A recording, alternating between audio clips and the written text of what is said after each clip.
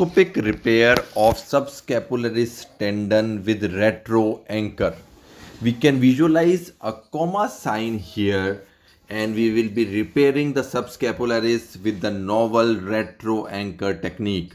The conventional technique of subscapularis repair relies on an antegrade insertion of anchor, the angle of which is very difficult to achieve, and it is very close to the patient's eye, which may lead to injury to the patient eye.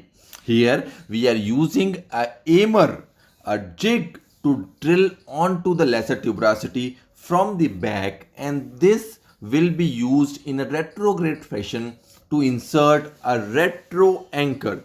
This is a specialized anchor which has been designed for this particular purpose.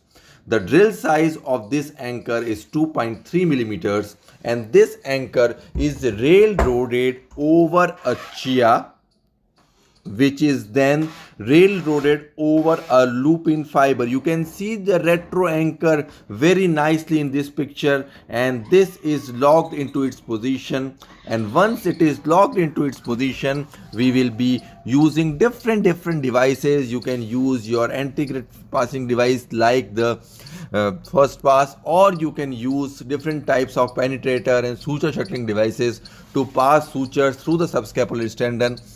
This repair technique is much easier technique for a novice arthroscopy surgeon and a beginner surgeon for whom it may be difficult to pass the anchor at a very odd oblique angle near to the patient's eye, and the safety to the patient is also increased tremendously. We can see here that after passing off the or fixing off the retro anchor, we can use different methods to repair the subscapularis tendon back onto its place at the lesser tuberosity footprint.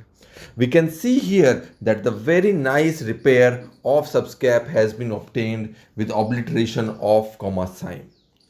If you have any questions, you can get back to us on the comment.